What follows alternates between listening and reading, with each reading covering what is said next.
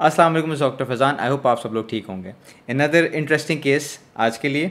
ये एक पेशेंट है इन हिज मिड 20s।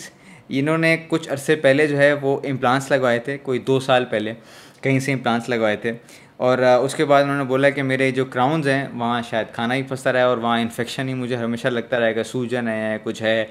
और हर थोड़े दिन बाद जो है ना मेरे क्राउन्स वो बाहर भी आ जा रहे थे जो इम्प्लांट्स के ऊपर लगाए हुए थे। तो अभी वो आए हैं कि मेरे क्राउन्स निकले हुए हैं, कुछ महीने हो गए और अब मुझे एक और सेकंड ओपिनियन चाहिए और इवैल्यूएशन चाहिए मुझे, और फिर अगर मुझे सही लगा तो मुझे ट्रीटमेंट भी चाहिए। तो अभी इनकी हमने इंट्राओरल तस्वीर ली है, वो देखते हैं। ये तस्वीर है इंट्राओरल। ये आपको नज़र आ रहा है कि यार ये येलोइश सी जगह है, ये भी येलोइश लग रहा है, बीच में हमें रेड लग रहा है। ये तीनों जगहें प्रॉब्लमेटिक कि है क्या यहाँ पे, अंदर क्या चल रहा है। अभी हमने एक्सरेज नहीं लिए, ठीक, कुछ किया नहीं है, सिर्फ इंट्राओरल तस्वीर है कि मैं देखूँ पहले कि ठीक है, कभी कभार क्राउन जो है वो ढीला होकर निकल सकता है अगर वो स्क्रू रिटेंड हो, कभी अगर सीमेंट सही से नहीं लगाया वो भी तब भी निकल सकता है। पेशेंट की बाइट ऐसी है तब भी कोई इशूज़ हो सकते हैं। तो इसीलिए सबसे पहले मैं जंप नहीं करना चाहता किसकी गलती किसका नहीं है, मैं उसमें पढ़ना ही नहीं चाहता। मैं सबसे पहले कोई भी अनसेटिस्फाइड पेशेंट आता है ना, हमारे भी अनसेटिस्फाइड पेशेंट हो सकते हैं, तो वो बहुत सारी वजह से हो सकते हैं। तो वो सबसे पहले हम ये नहीं कहते कि बताओ कहाँ से काम कराया है, नहीं, सबसे पहले मैं देखना चाहता हूँ कि, और मैं इसमें ही इंटरेस्टेड हूँ कि मेरे पास एक प्रॉब्लम आई है, उसको मैंने सॉल्व करना है, दैट इज़ इट। मुझे कुछ नहीं करना कि कहाँ से कराया है, क्यों कराया है, आई एम नॉट इंटरेस्टेड। खाम मखाई मैं बैग बैटिंग में लगा हुआ हूँ, मेरा काम है फिक्स करना। एनीवेज, ये मुझे तस्वीर पे नज़र आया। एक और तस्वीर देखते हैं शायद उसमें, हाँ ये थोड़ा पीछे से है। अब आपको नज़र आ रहा है कि यार ये 2 सेपरेट जगह हैं जहाँ पे प्रॉब्लम हमें नज़र आ रहा है। वो यहाँ है एक प्रॉब्लम, यहाँ एक लेंथ में नज़र आ रहा है और बीच में लाल भी हो रहा है। तो अब मुझे समझ आ गया है कि अंदर कुछ ना कुछ चल रहा है, क्योंकि this looks like infected tissue to me, this does not look like healthy tissue. अब आप ये भी पूछ सकते हैं कि अगर क्राउन्स इनके लगे थे वो निकल गए क्राउन्स इम्प्लांट्स के, तो जगह बंद कैसे है? वो बॉडी हील करती है, थोड़े अडेप्ट करती है। तो अगर जो है आपके इम्प्लांट्स हैं वो हड्डी में होते हैं, उसके ऊपर गम होता है, उसके ऊपर क्राउन्स होते हैं जो गम्स के थ्रू आपके इम्प्लांट्स तक जा रहे होते हैं। तो जब आपका क्राउन निकल जाए, उसको काफ़ी अर्सा हो चुका हो, तो गम उसके ऊपर आके हील कर लेते हैं काफ़ी दफ़ा। इसीलिए नज़र आ रहा है कि ये कोई रीसेंट चीज़ नहीं है, काफ़ी टाइम पहले से इनके क्राउन्स निकले हुए हैं। तो अब मैं कहूँगा कि जी एक्सरे लेते हैं। अब जब एक्सरे लेते हैं, कब बोला मैंने, तो उन्होंने मुझे बोला कि आप इससे पहले कि आप एक्सरे लें, मैंने खुद ही एक CBCT करा लिया इसका। मैं क्यों कराया CBCT की, मेरी वीडियो तो नहीं देख ली थी पहले? खैर, तो उन्होंने कहा नहीं, मैंने CBCT इसका पहले से कराया हुआ है देखने के लिए कि क्या इशू क्या है अंदर जिसकी वजह से हो रहा है, ताकि आपको थोड़ी सहूलत हो। तो आई वॉज़ वेरी हैप्पी कि यार मुझे बर्ड्स आई व्यू की जगह मुझे पूरा अंदर जाके 3D एक एक चीज़ नज़र आ जाएगी कि क्यों इन्फेक्शन हो रहा है, क्या मैं इसका कर सकता हूँ, क्या उसकी वजह से हुआ है इन्फेक्शन की वजह से, और उसका सोल्यूशन क्या है, वो मुझे बहुत क्लियर हो जाएगा। तो CBCT चेक करते हैं। ये पेशेंट का CT स्कैन हमने खोल लिया। ये हमें नज़र आ रहा है इसका कि ये 3D व्यू है। ये लेफ़्ट पे नज़र आ रहा है इसका एक्सियल है, सजाइटल है, और ये OPG है। OPG पे हमें ये इम्प्लांट्स नज़र आ रहे हैं।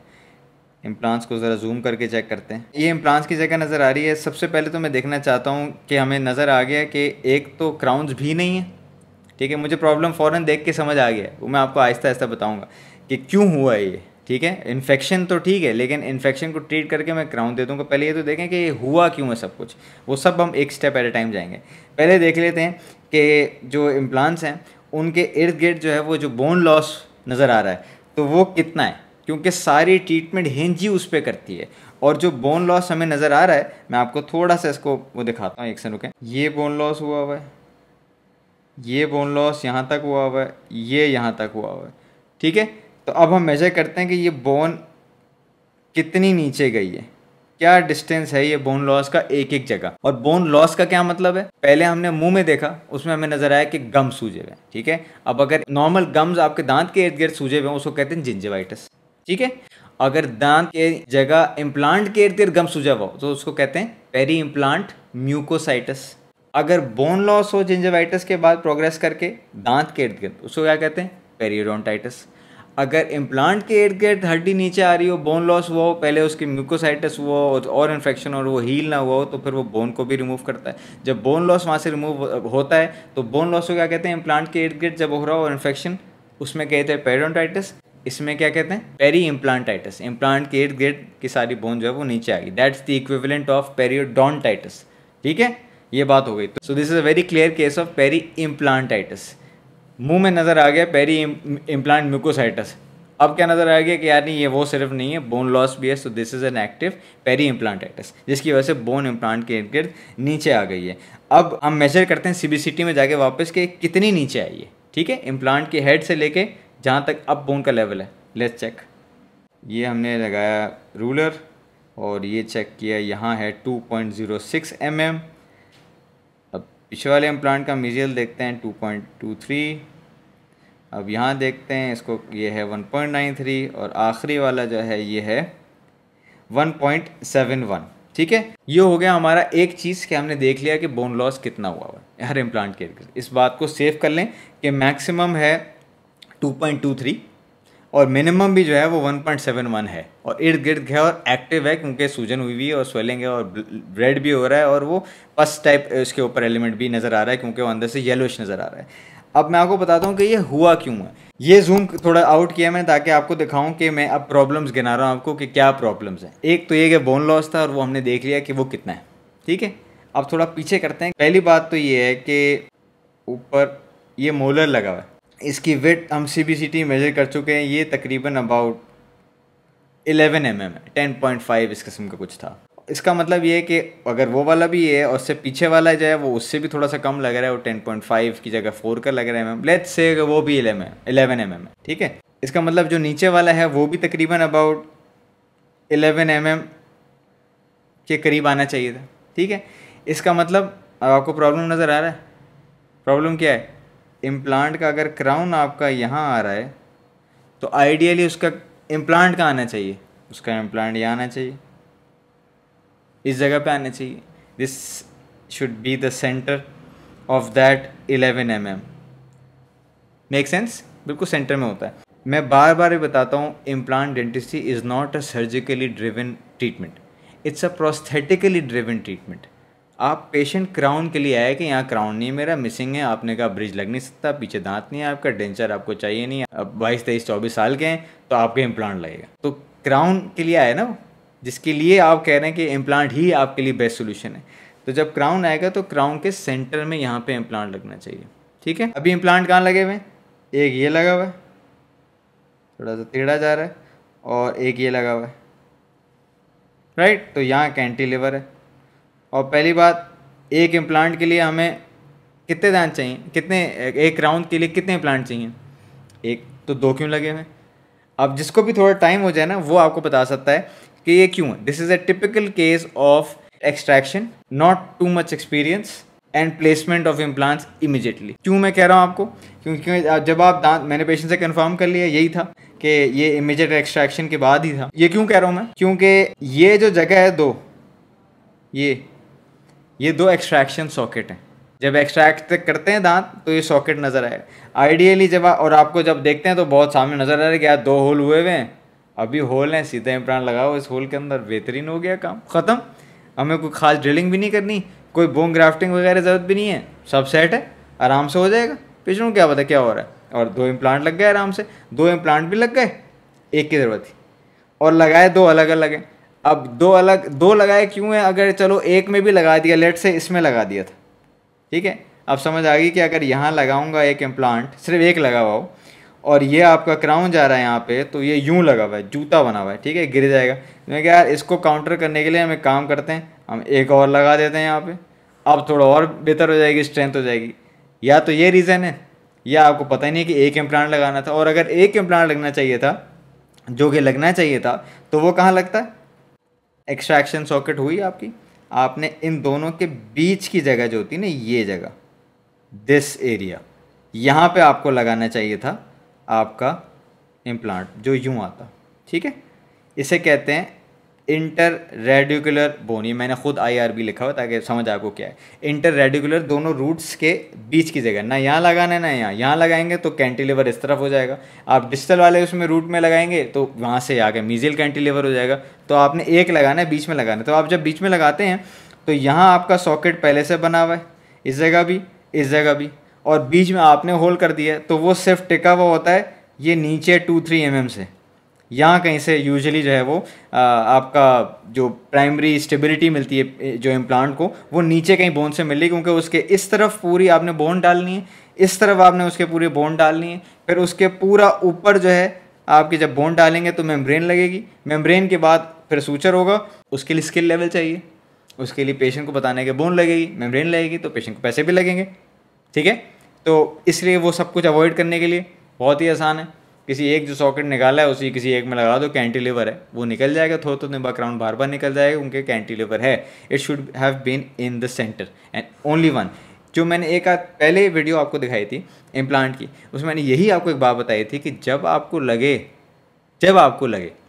कि यार थोड़ा सा भी ऊपर जा रहा है ये स्किल लेवल से, ठीक है, और आपके पास हेल्प ना हो तो छोड़ दें, 2 महीने बाद लगा लेगा। पूरी जगह पे आपकी एक खाली जगह होती, अब आराम से सेंटर में ड्रिल करते, क्राउन यहाँ होता, उसके बीच में यहाँ ड्रिल करते, एक इम्प्लांट लगता और वो it would have been long lasting. Make sense? ज़्यादा कन्फ्यूज तो नहीं कर दिया? ठीक है, क्या मसला हुआ है? एक्सट्रैक्ट किया, 2 सॉकेट नज़र आए, उसी में लगा दिया आपने, एक लगाया, सोचा कैंटिलीवर 2 लगा दूंगा तो शायद कैंटिलीवर बर्दाश्त हो जाए। एनीवे, तो थोड़ा सा एंगल भी उसका टेढ़ा था, लगना सेंटर में चाहिए था, नीचे वाली बोन सपोर्ट लेके, दोनों तरफ बोन ग्राफ्टिंग यूजली होती है, ऊपर मेम्ब्रेन लगता है, काफ़ी सारा काम होता है। एनीवेज, तो ये 2 इम्प्लांट्स नहीं थे। अब ये भी हो सकता है कि वो कहें नहीं हमने जो है ना 2 इम्प्लांट्स लगाए इसलिए थे कि हमने एक ब्रिज देना था, मान लिया, ठीक है, जो कहेंगे मैं मान लूँगा, ठीक है, मैं तो काम है ठीक करना, मैं देख लेता हूँ प्रॉब्लम क्या है, क्या हुआ है, ज़रूरी नहीं है मैं उस पर ज़्यादा रब करूँ, लेकिन टीचिंग के लिए मुझे बताना पड़ता है, लेकिन मुझे समझ आता है क्या हुआ है। अब अगर ब्रिज है तो ब्रिज के लिए लेट्स से ये तो दांत है ना, ऊपर वाले दांत देखें, नीचे दांत उतने ही देंगे ना जितने ऊपर है, तो ब्रिज के लिए ये है, तो एक अगर यहाँ लगा हुआ है, फ़र्ज़ करें चलें लग गया आपका थोड़ा सा टेढ़ा, खैर है इतना कोई बड़ा मसला नहीं है, ठीक है, यहाँ हो गया, तो दूसरा यहाँ क्यों लगा हुआ है भाई, इसको यहाँ कहीं होना चाहिए था, तो फिर इट मेक सेंस कि आपका जो है ये ब्रिज आ रहा है और यहाँ कहीं या थोड़ा सा यहाँ पे कर लें, आपका एक इम्प्लांट यहाँ आ रहा है और एक इम्प्लांट यहाँ आ रहा है, ये आपके 2 कनेक्टेड क्राउन्स बड़े वाले हो गए। तो एक बात तो ये होगी कि बेसिक्स थी कि वो बीच में लगना था, दूसरा आपको समझ आया कि यार मेरे इतना नहीं है और पेशेंट को मैं भी नहीं कर सकता, तो आप एक लगा दें, वो भी मीजर वाले में लगा देते और आप आगे छोड़ देते कि यार सॉकेट के भी पीछे वाली जगह, ठीक है, सॉकेट के ही पीछे वाली जगह, यहाँ वाली जगह पे यहाँ पे ड्रिल कर देते ना, वहाँ पे कोई आपका इन्फेक्शन है ना, वहाँ पे कोई दांत था, वहाँ हील्ड बोन है आपकी, तो लगाए थे, तो आपके 2 इम्प्लांट्स अगर आपने लगाने ही थे, कसम खाई हुई थी कि 2 लगाने, जो कि नहीं थी, 1 लगने चाहिए था, तो आप दूसरा वहाँ दूर लगा देते तो आपके 2 दांत लग जाते, ये 1 दांत पे 2 इम्प्लांट्स लग गए, तो वो इम्प्लांट भी ज़ाया हो गया, एक एक्स्ट्रा हो गया, और उसके बाद भी आउटकम को ख़ास नहीं आया हुआ। Anyways, so this is how you could have avoided that problem पहले ऑल टुगेदर बाय नोइंग के बीच में लगता है। दूसरा, अब अगर पहले वाला सॉकेट में लग गया तो दूसरा वाला आगे लगा दें तो पेशेंट को बता दें कि आपके 2 दांत लग जाएंगे। इसीलिए थोड़ा सा आपको उसकी दिखाता हूँ 3D व्यू भी देखें आप, ऊपर वाला दांत ऐसा लग रहा है हवा में है नहीं, वो थोड़ी बहुत CVCT जो है ना वो क्या कहते हैं बोन के लेयर्स को छुपाती है, आप राइट से बटन दबाएँ तो फुल होता है, लेकिन ये आपको नज़र आ रहा है कि इसके जो इम्प्लांट्स हैं थ्रू जो है उनका ऑल अराउंड बोन लॉस है, और वो मेजरमेंट वाली जगह भी हमारी नज़र आ रही है कि कितने बोन लॉस था हमारा। ये 3D भी ऐसी फ़न के लिए आपको एक ओवरऑल पिक्चर पता लगती है, हमने मेजरमेंट कर ली है उस पर OPG पे, और उस पर क्या कहते हैं क्रॉस सेक्शनल पे देख लिया हमने कि 3D है, इस पर देख के पहले ही इससे नज़र आता है, और ये पेशेंट को दिखाने के लिए आसान है। ये आपकी सिचुएशन है, मैथ्स वैथ्स छोड़ें, हम आपको पहले ये दिखा देंगे बोन लॉस हुआ हुआ है, ठीक है। एक और बात मैंने आपको बताया ना, जब आप इम्प्लांट डेंटिस्ट्री एक हाई लेवल ट्रीटमेंट है, उससे पहले बेसिक्स तो ठीक हो। आप घर के अंदर नया टीवी नहीं लाएंगे अगर घर में इस वक्त एक्टिव सबको टीबी हुआ हुआ, सब खांस रहे हैं, तड़प रहे हैं, टीवी ले आता हूँ। ये टाइम नहीं है टीवी का, पहले बार सब कुछ ठीक होगा, फिर एक लग्जरी आएगा, फिर एक नया एडिशन आएगा, पहले बाकी जो चीज़ें हैं वो ठीक करें। क्यों मैं कह रहा हूँ, अब आपको CBCT दिखाता हूँ दोबारा, तो आप नोटिस करेंगे कोई और चीज़ भी। हाँ, ये करें आप उसको सेंटर में लाएँ, ये क्या नज़र आ रहा है, ये लैटरल के ऊपर वाली जगह देखें और नीचे इंसाइजर वाली जगह देखें, यहाँ देखें, और ये नीचे देखें यहाँ पे। अब इसको OPG में देखते हैं, OPG को जूम करके दिखाता हूँ आपको मैं। OPG में देखें जी, आपको नज़र आ रहा है, हम तो यहाँ सारा मेजरमेंट किए जा रहे हैं, ये क्या है, एक पूरा सिस्ट नज़र आ रही है, एक पूरी पेरीएपिकल इन्फेक्शन है, और ये क्या है, ये पूरी जगह पे ये 1 और ये 2, इन दोनों जगह के अंदर ठीक ठाक पेरीएपिकल लेजन्स हैं, और वही जब हम CBCT में देखते हैं तो पूरे पूरे प्रॉपर होल्स हैं वहाँ पे। तो पेशेंट को बताया कि आपको मैं पूछा कि कोई दर्द है, आपको कुछ है, कुछ नहीं, सब सेट है। तो ये जो चीज़ है ये फैलेगी इफ़ नॉट ट्रीटेड, एंड ये दांत बाहर आ जाएगा थोड़े दिन में। उनको कोई पेन नहीं है तो he is one of the few people on the planet जिनको जो है दांत में अच्छा खासा कोई प्रॉब्लम हो लेकिन फिर भी उनको दर्द नहीं है। गुड फॉर देम, अच्छी बात है। लेकिन अब हमने ये देखा तो हमने बताया कि भाई ये तो हो गया, ये तो हम कर लेते हैं ठीक, लेकिन एक ऊपर और नीचे भी एक जगह पे, दो जगह हैं जहाँ पे आपकी आग लगी हुई, we have to treat those as well. उनकी भी वहाँ पे देखना पड़ेगा क्या मसला है, उनकी रूट कनाज वगैरह होंगी और वो ठीक होगा, वरना वो लीजन्स बढ़ेंगी और प्रॉब्लम को इन्वॉल्व करेंगे। ठीक है, तो पेशेंट को हमेशा आपने होलिस्टिकली देखना है, सिर्फ उसी जगह पे नहीं, खाली जगह। इम्प्लांट आप तो मेरे लिए इम्प्लांट के लिए आए थे तो मैं इसलिए सिर्फ वहाँ देख रहा हूँ, थोड़ा सा लेफ्ट पे OPG में थोड़ा सा ऊपर देख लें, यहाँ से यहाँ देख लें तो आपको और प्रॉब्लम्स भी नज़र आ सकते हैं। एनीवेज, पेशेंट वॉज थैंकफुल कि आपने बता दिया हमें। अब हम ट्रीटमेंट की तरफ आते हैं। हमने आपको प्रॉब्लम्स बता दी हैं। अब ट्रीटमेंट नंबर 1 ये कि मैं उसको इंसिजन दूंगा and I will open it up, जो भी आपका जहाँ पे इम्प्लांट वाली जगह है, एंड पहले से बता रहा हूँ वो इन्फेक्टेड जगह है। So what we will have to do कि फर्स्ट जो इम्प्लांट्स हैं, फॉर एग्जाम्पल BCQ है कि इम्प्लांट अगर फेल कर रहा हो या इन्फेक्शन हो तो क्या करना चाहिए। कोई एक जवाब नहीं है, सर निकाल दें, सर ये कर दें, नो। पेशेंट भी, फॉर एग्जाम्पल मेडिकल है स्टूडेंट, उसे पूछा है पेशेंट बीमार है, क्या करूं, सर एंटीबायोटिक दे दें। सवाल तो पूछ लें क्या है, उसको क्या बीमारी है, TB है, उसको उसके पैर में दर्द हो रहा है, उसको खांसी है, उसको मोशन हो रहे हैं, क्या हो रहा है। तो जैसा उसका प्रॉब्लम है वैसे उसकी ट्रीटमेंट होगी। उसी तरह इम्प्लांट, अगर पेरी इम्प्लांटाइटिस है तो कितना है, कहाँ है, कितना दांत इम्प्लांट बच गया है हड्डी उसके अंदर, हड्डी के अंदर अभी भी है कि वहाँ और क्या चल रहा है, उसके हिसाब से ही ट्रीटमेंट होगी। क्योंकि इम्प्लांट की ट्रीटमेंट जो है वो कंजर्वेटिव भी होती है कि आपने सिर्फ एंटीबायोटिक दी और वो ठीक हो गया। काफ़ी दफ़ा जो है उसका नॉन कंस्ट्रक्टिव ट्रीटमेंट होती है कि जो हो गया है उसको अब आप इन्फेक्शन रिमूव कर दें, बस ऐसे ही रखें, जितना हो गया, अब और प्रोग्रेस ना करें, ठीक है, और इसके ऊपर क्राउन लगाएं और ये चलाएं, ठीक है, उसके साइड ट्रीटमेंट के बाद।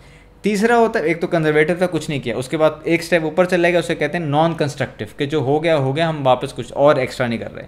तीसरा है, उसको कहते हैं कंस्ट्रक्टिव सर्जरी। कंस्ट्रक्टिव का मतलब ये है कि आपका वहाँ से बोन लॉस भी हुआ है, वहाँ से टिश्यू भी आपका रिसीड हुआ है, जैसे एस्थेटिक रीजन है तो वहाँ से अब गम भी लॉस हो गया है और इम्प्लांट भी नज़र आ रहा है। इसका मतलब हमें बोन ग्राफ्टिंग भी करनी है, हमें सॉफ्ट टिश्यू क्राफ्टिंग भी करनी है, हमें वेट करना है, और जब वो हो जाएगा उसके बाद फिर हम नए क्राउन्स व्राउन्स की तरफ जाएंगे, तो कंस्ट्रक्शन भी करनी है। या आपका बोन लॉस इज़ लाइक अच्छा खासा, तो आपको पता है कि अगर मैंने सब कुछ रोक तो लिया है लेकिन सारी वॉल है ना 3 वॉल डिफेक्ट है कि हर तरफ से वॉल हैं उसकी, एक वॉल रिसीड कर गई है, लेकिन अच्छा है कि अब इन्फेक्शन रिमूव हो गया है, लेकिन सामने के जो इम्प्लांट का हिस्सा है ना वो एटलीस्ट कोई 40% दांत जो है ना सामने से एक्सपोज है, तो वहाँ पे हम बोन लगाएंगे ताकि वो ज़्यादा अरसा चले। वहाँ पे हम अटैच जिंजवा वाली सर्जरी कर सकते हैं अगर कम है, ताकि ज़्यादा अरसा चले। लेकिन अगर हमने देखा कि बाकी सब कुछ ठीक है, इस पेशेंट का फॉर एग्जांपल बात कर लेते हैं, 2.5 mm मैक्सिमम था ना बोन लॉस किसी एक जगह पे, मिनिमम 1.7 था, अप टू 3 mm आर्टिकल्स कहते हैं कि अगर 3 mm या 3 mm से ज़्यादा का बोन लॉस हो, ठीक है, तो फिर आप कंस्ट्रक्टिव सर्जरीज़ की तरफ भी जाएँ कि उसको वापस री इस्टेब्लिश करें जगह को। लेकिन हमारा तो 1.7 है, 2.23 मैक्सिमम था एक जगह पे, तो हमारा गोल क्या होगा, removal of infection, cleaning of the area and then giving them a new procedures. ये हमारा गोल हुआ, ठीक है। अब एक एक करके देखते हैं। अब स्टार्ट करते हैं ट्रीटमेंट। मुंह के अंदर इंसिजन देंगे ताकि एक्सपोज हो एरिया। ये इंसिजन देख के आपको नज़र आ रहा है, जूम करके मैंने आपको थोड़ा सा दिखाया है कि जी सिचुएशन जो है वही है जो हमें एक्सरे में नज़र आ रही थी। अच्छा खासा इन्फेक्शन है, ये सारी जगह, ये सारा डिजीज़्ड ग्रैनुलोमेटस इन्फेक्शियस टिश्यू है, और ये आपको वाइटिश ऑफ वाइट वो येलोइश नज़र आ रहा है, ये वो पस है भरी हुई, इसके अंदर भी गया हुआ है, इसके अंदर भी गया हुआ है, बीच में भी आपको नज़र आ रहा है। ऑल ऑफ दिस इज़ अच्छा खासा इन्फेक्शियस टिश्यू। सबसे पहला काम क्या करना है हमने, सबसे पहला काम ये है कि removal of all infectious tissue जो हमें नज़र आ रहा है फिज़िकली, ठीक है। तो उसके लिए हमने क्या करना है कि 2-3 चीज़ें आती हैं। सबसे इजी सोल्यूशन हमारे पास क्यूरेट पकड़ें, इम्प्लांट को नहीं लगा दीगा, वो बड़ी सॉफ्ट से सरफेस होता है, बाकी सब जगह से इर्द गिर्द आप इन्फेक्शियस टिश्यू रिमूव करके साफ़ करेंगे। एक बात तो हो गया ये आपने रिमूव किया इन्फेक्शियस टिश्यू फिज़िकली। आप क्यूरेट से भी कर सकते हैं। और दूसरा एक मेटालिक ब्रश आता है वो टाइटेनियम के जो इम्प्लांट्स हैं उनके इर्द गिर्द आराम से हो सकता है। आपका स्लो स्पीड के ऊपर लगता है, this is how it looks, ऐसे है वो, यूँ उसके ऊपर स्लो स्पीड पर लगता है और आप चलाते हैं तो वो घूम रहा है, तो इम्प्लांट के जो सरफेस है उसके इर्द गिर्द जाके ना यूँ करके जाली की तरह उसको रगड़ के साफ़ कर लेगा फिजिकली जो भी इन्फेक्शन टिश्यू उसके ऊपर चिपका हुआ है। ऑफ कोर्स उसके इर्द गिर्द बोन पे भी जो जगह है वो भी साफ़ हो जाएगी, लेकिन स्पेशली वो बना है इम्प्लांट्स के ऊपर जो भी टिश्यू चिपका हुआ है डिजीज़ वो साफ़ करने के लिए। तो वो आप कर सकते हैं, वरना आप नॉर्मल क्यूरेट पकड़ें और आप वो साफ़ कर सकते हैं। बोन के ऊपर से साफ़ करें, इम्प्लांट के ऊपर साफ़ करें, and then we need to see extent of problem, जो कि हमें समझ आ गया CBCT पे देख के। इसके केस में हमने क्या करना है, हमें पहले से आपको मैंने बता चुका हूँ, हमने इन्फेक्शन रिमूव करना है, जो भी टिश्यू नज़र आ रहा है हमें वो जगह डिसइंफेक्ट करके साफ़ करनी है, वो जगह जो रह गई है। तीसरा, बंद करें, हील करने दें, और फिर हम उसके बाद हीलिंग के उनको नए क्राउन्स दे देंगे बेहतर टाइप के, ताकि वापस ये सिचुएशन ना हो। तो हमने साफ़ किया, साफ़ करने के बाद आपको नज़र आ रहा है कि मैंने ये पूरा area is now super clean, ठीक है। ये जगह भी आपको बोन नज़र आ रही है और it looks very clean now, कोई इन्फेक्शस टिश्यू आपको यहाँ पे नज़र नहीं आ रहा। एक तो मैंने एक काम किया है कि वो सारा क्यूरेट करके हटाया, इम्प्लांट के सरफेस के ऊपर से आप ब्रश चला के वो भी साफ़ कर सकते हैं। सब आपने साफ़ कर लिया, अब आपने फिज़िकली साफ़ किया है, लेकिन अगर आप जब माइक्रोस्कोप पे देखेंगे तो आपके ख़ास से ये सब जगह साफ़ है नहीं ना कहीं तो बैक्टीरिया घूम रहा होगा ना जिसने कराया है पेरिडोंटाइटिस, ठीक है। तो वो कैसे साफ़ होगा? पहला आपने फिज़िकली क्यूरेट वगैरह से साफ़ कर लिया। दूसरा, मैं एक एक्स्ट्रा स्टेप करता हूँ, वो ये करता हूँ कि ये सारी जगह पे अगर आप देखें, मैं थोड़ा बाद में साफ़ कर दूँगा, सब जगह पे मैंने स्लो स्पीड का सबसे पतला पर पकड़ा राउंड पर, और इस सब जगह के ऊपर थोड़ा सा चला दिया, को 0.5 mm के करीब जो है ना बोन वहाँ से मैंने रिमूव किया, ताकि वो जितना भी सॉफ्ट टिश्यू उस पर लगा हुआ था डिजीज़ वो भी चला गया और न्यू हेल्दी बोन जो है ना वो वहाँ से नज़र आ रही है हमें। ये एक एक्स्ट्रा स्टेप करता हूँ मैं। तो पहला हमने काम कर लिया रिमूवल। दूसरा अब क्या काम करना है? दूसरा डिसइंफेक्शन, उस जगह को साफ़ करना है। अब उसके मल्टीपल तरीके होते हैं। एक तरीका ये होता है कि आप वहाँ पे एयर एब्रेशन कर सकते हैं। दूसरा, अल्ट्रासोनिक से वहाँ पे क्लीनिंग हो सकती है। तीसरा, अगर आपके पास लेज़र पड़ा हुआ है, हाई फाई तो चलते रहेंगे ना, अगर लेज़र पड़ा हुआ है आपके पास तो उसकी फ़ोटो एक्टिव डिसइंफेक्शन हो सकती है। इम्प्लांट सरफेस के ऊपर लेज़र लगाते हैं ताकि जो भी माइक्रो ऑर्गेनिज्म्स हैं वो वहाँ से ख़त्म हो जाएं। और अगर आपका कुछ ना हो और आसान तरीका और इफेक्टिव तरीका, क्लोरहेक्सिडिन ग्लूकोनेट आता है, कॉन्सेंट्रेटेड उसका सोल्यूशन होता है, वो यहाँ पे डालते हैं आप थोड़ी देर के लिए, वो जगह तो अच्छी खासी साफ़ हो जाती है, and then that area is good. अब अगर यहाँ पे बोन लॉस ज़्यादा होता, जो अगर ये आपको दिखाया था ना कि हम 2.2 के करीब आ रहा है, अगर वो ज़्यादा होता, इतना होता, और फिर भी आधा इम्प्लांट होता स्टेबल, फिर हमें इसको जो है रिकन्स्ट्रक्ट करना पड़ता। इस सारे स्टेप के बाद रिमूवल ऑफ दैट, डिसइंफेक्शन, सब कुछ हो गया। अब ये जगह साफ़ है कि यहाँ हम बोन ग्राफ्टिंग वगैरह कर सकते हैं और ऊपर मेम्ब्रेन वगैरह ला सकते हैं। लेकिन हमारे यहाँ तो सोल्यूशन ये है, तो हमारा एम ये नहीं है कि हम रिकन्स्ट्रक्टिव सर्जरी करें, हम चाह रहे हैं कि इसकी नॉन रिकन्स्ट्रक्टिव सर्जरी हो, सफाई दुआएं करें, बिल्कुल इन्फेक्शन फ्री करें और नए क्राउन्स देते हैं। एक और ट्रीटमेंट होती है, उसको कहते हैं कि जो इम्प्लांट है वो अगर सुपरा क्रिस्टल वाला जो पोर्शन रह गया, तो आप ये भी कर सकते हैं कि ये जो है ना थोड़े रफ़ होते हैं इसके रिंग्स इम्प्लांट के, तो वो कैच करते हैं टिश्यू को, तो काफ़ी जो है इट्स सपोर्टेड बाय लिटरेचर। जिस तरह इनेमलोप्लास्टी होती है, इनेमलो घिस देते हैं थोड़ा सा, इस तरह इम्प्लांटोप्लास्टी भी होती है। बढ़ पकड़ते हैं, आराम से करिएगा क्योंकि हाई स्पीड हैंड पीस है आपका, वो थ्रू एंड थ्रू चलाएगा। टाइटेनियम बहुत सॉफ्ट है, खाना खा लेते हैं, ब्रिजेस ये वो अखरोट सब तोड़ लेंगे, लेकिन इम्प्लांट है बहुत सॉफ्ट मटेरियल से बना हुआ टाइटेनियम, तो बर थ्रू एंड थ्रू चला जाएगा। तो जो इम्प्लांट की गरारी है ना, जो रिंग्स हैं, उनको आप थोड़ा सा घिस देंगे तो इम्प्लांट एक पॉलिश सा सरफेस आ जाएगा, उसके ऊपर टिश्यू वगैरह नहीं ज़्यादा चिपकेगा। खैर, तो अब हम नेक्स्ट स्टेप पे चलते हैं। नेक्स्ट स्टेप ये एक और व्यू नज़र आ रहा है, काफ़ी ज़्यादा आपको नज़र आ रहा है कि वो, अब देखें ये जो ब्लड है ये हेल्दी ब्लड है, इज़ नॉट डिजीज ब्लड, क्योंकि अच्छी वाली बोन से निकल के आ रहा है, जो नई वाली नीचे से बोन आई है। एनीवेज, जगह साफ़ हो गई, अंदर से इम्प्लांट के सरफेस भी साफ़ हो गया है, और आपको उतना ही बोन लॉस नज़र आ रहा है जितना CBCT पे नज़र आ रहा था। अब आप जाएंगे आगे। अब उन 2 इम्प्लांट्स के ऊपर मैंने लगा दिए हैं कवर स्क्रूज, क्योंकि इसके फ़ौरन बाद जब बहुत कुछ चल रहा हो, मैंने आपको पता है, सुकून पकड़ें, इसको बंद करेंगे, और इतने महीनों से इन्फेक्शन चल रहा है ना, इसको बंद करें। और सबमर्ज्ड हीलिंग का मतलब है इसके ऊपर अभी हीलिंग अबटमेंट लगाने की ज़रूरत नहीं है, इम्प्लांट इंटीग्रेटेड है, लेकिन सॉफ्ट टिश्यू ऊपर से उस पर आग लगी हुई है, ठीक है। इसको बंद करें एंड छोड़ दें कुछ हफ्ते के लिए छोड़ दें, ताकि जब तक एटलीस्ट 2 हफ्ते ताकि ये जगह पूरी वापस पिंक नहीं हो जाती। जब ये पूरी पिंक हो जाएगी, बंद हो जाएगा सॉफ्ट टिश्यू, फिर आप इसके ऊपर हीलिंग अबॉटमेंट लगा सकते हैं। फिर हमने ये बंद कर दिया। अभी आपको क्योंकि एले काफ़ी दिया हुआ है तो इसलिए थोड़ा सूजा हुआ लग रहा है, तो आपको इतना एक्सटेंट ऑफ अटैच जिंजवा नज़र नहीं आ रहा, कम है लेकिन है। और सूचर हमने वहाँ से अटैच जिंजवा सही अटैच जिंजवा है ही किया हुआ है, लेकिन हमें आगे जब आपको आएंगे तस्वीर तो आपको क्लियर नज़र आएगा। हमने बंद कर दिया सबमर्ज्ड हीलिंग के लिए। ये उसका एक्सरे है पोस्ट ऑप, कि हमने उसको पहले आपने देखा था ना उसमें स्क्रूज नहीं लगे हुए तो खुला हुआ था, अब हमने कवर स्क्रूज लगा दिए और बंद कर दिए। कुछ दिन बाद हमने उनको बुलाया, जगह बिल्कुल बेहतरीन हुई भी थी। फिर हमने वहाँ पे इंसिजन दे के 2 हीलिंग अबॉटमेंट लगा दी इसके ऊपर। उसकी तस्वीर देख लेते हैं।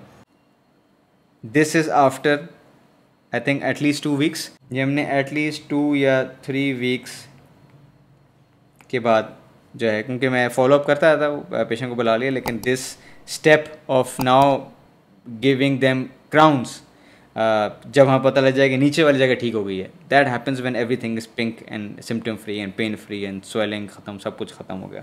एनीवेज, तो हमने ये 2 लगा दिए हैं, उनकी हीलिंग अबॉटमेंट सूचर्स यहाँ दे दिए हैं। अब मैं जैसे ये हटाऊँगा तो आपको ऑफ कोर्स ये लगाएंगे आप कोई 5 दिन के लिए, ताकि ये सूचर उसके बाद निकाल दें और फिर जो जगह रह गई है उसके आप इम्प्रेशंस लें।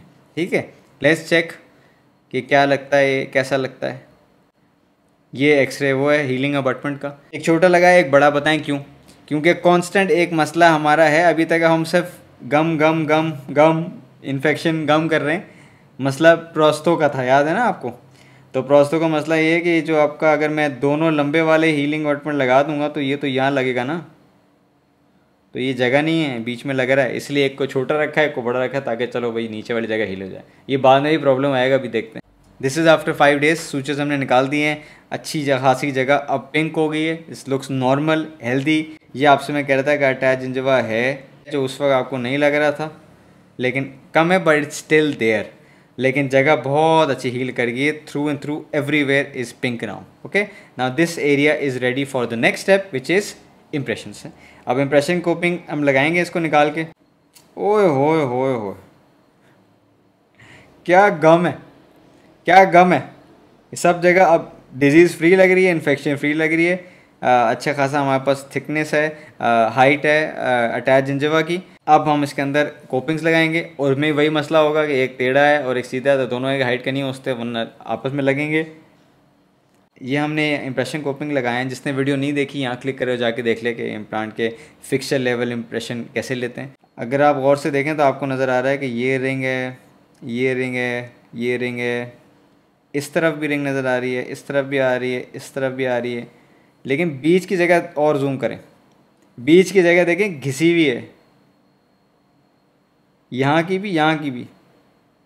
मैंने अपने इम्प्रेशन कोपिंग जो है, जिनकी इर्द गिर्द रिंग्स हैं, उसकी एक साइड दोनों जो कोपिंग्स हैं वो घिस दी है, क्योंकि अगर वो रिंग्स इस तरह हैं, एक यूँ लगा हुआ है और एक यूँ, एक सीधा लगा है और एक यूँ है, और वो दोनों रिंग आपस में लग नहीं पा रही हैं।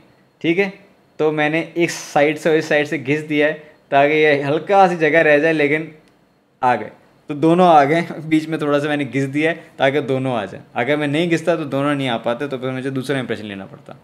जिस जुगाड़ को सीख लें, ये प्रो टिप है। ये उसका एक्सरे, एक्सरे में भी वो चीज़ नज़र आ रही जो मैंने आपको बताई थी। ये रिंग नज़र आ रहा है, ये हर तरफ यहाँ पे भी होना चाहिए था ना, और यहाँ पे भी ये नहीं है, क्योंकि मैंने घिस दिया है। अगर लगाता तो खुद सोचें, देखें रिंग यहाँ पे आती, इसकी यहाँ आती, इसकी आती, तो कभी भी नहीं आ पाता। तो एनीवेज, तो आपने इनका इम्प्रेशन ले लिया, उनको क्राउन्स लग गए। इर्द गिर्द देखें, everything looks nice, it's pink, it's healthy.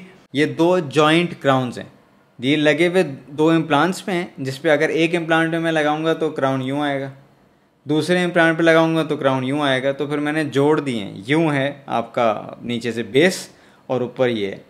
तो लेकिन दिखाने के लिए और ऊपर बाइट के लिए तो 2 दांत चाहिए ना, एक इतना बड़ा घोड़ा थोड़ी है तो इतना बड़ा दांत आएगा इसका, तो इसलिए ये weird looking but 2 small molars हैं। बाइट में नीचे हैं, क्योंकि ऊपर वाली बाइट इनकी थोड़ी ऑफ थी, तो इसलिए बाइट के हिसाब से दांत लगते हैं। इसमें कोई ओपन बाइट नहीं है, मतलब कोई जगह नहीं है ऑक्लूजली, दिस बिल्कुल सही से बाइट आ रही है। ये उसकी ऑक्लूजल तस्वीर आ गई है। मैं आपसे यही कह रहा था कि हमने यहाँ क्या किया, हमने इनको 2 जॉइंट क्राउन्स दिए हैं। एक ये आ गया आपका मोलर, और एक ये आ गया मोलर आपका, और दोनों जुड़े हुए हैं, क्योंकि अगर नहीं जोड़ूंगा तो दोबारा निकले गए, क्यों निकलेगा? ये है और यहाँ से यहाँ सारा कैंटिलीवर, ये इसका इम्प्लांट है, ये सारा कैंटिलीवर। बट अब ये एक है। जब ये एक होता है तो फिर जो इम्प्लांट्स अगर नीचे टेढ़े मेढ़े भी को ख़ास हों तो वो चल जाते हैं। और जब मैं आपको अब आखिरी इसका एक्सरे दिखाऊंगा तो आपको समझ आएगा कि हाँ, ये देखने में भी अब लग रहा है कि ये चल जाएगा, और चल रहा है। Any treatment is not complete without a post of x ray. So ये रहा उसका पोस्ट ऑफ एक्सरे। अब देखें कितना नीट लग रहा है। हालांकि हुआ सब अंदर काफ़ी कुछ है, लेकिन नीट लग रहा है। जितना बोन लॉस था वो वहीं रुक गया है। और अब आपका क्राउन आ गया ऐसे, ये क्राउन आ गया, और आपकी जो बेस है उसके अंदर एक बेस ये, एक बेस ये। अब it looks like almost like a natural tooth जिसकी 2 रूट्स हैं, ऊपर एक क्राउन है। सो को ख़ास इतना एक दांत पे कोई कैंटिलीवर नहीं है। So this is okay. Patient को बोला हमने सफाई कर रखें और रेगुलर चेकअप्स कराते रहें हमें, एंड उसको बोला हम यूट्यूब पे सब्सक्राइब करें। आप भी यूट्यूब पे सब्सक्राइब करें, ठीक है, और दूसरों को शेयर करें। और anyways I hope you learn something from this case. Bottom line यहाँ पे एक लगना चाहिए था और सेंटर में लगना चाहिए था, और अगर ब्रिज लग रहा है तो वो वाला मीज़ल में ठीक था, लेकिन आगे वाला डिस्टल को लंबा खींचना चाहिए था। और हमने ठीक किस तरह किया, अगर हमने ज़्यादा बोन लॉस होता तो हम सब सफाई करने के बाद उसमें बोन भी लगाते, लेकिन बहुत ज़्यादा बोन लॉस नहीं है, तो फिर इसलिए हमने उसको कंट्रोल कर लिया, जो इन्फेक्शन था वो हटा दिया, और इसी के ऊपर नए क्राउन्स दे दिए कुछ दिन फॉलोअप के बाद, ताकि हम देख लें कि सब कुछ ठीक है या कुछ और नीचे बॉम्ब फटने वाला है। सो या एनीवेज, वीडियो पसंद है तो शेयर करें, यूट्यूब पे सब्सक्राइब करें। Thank you for watching.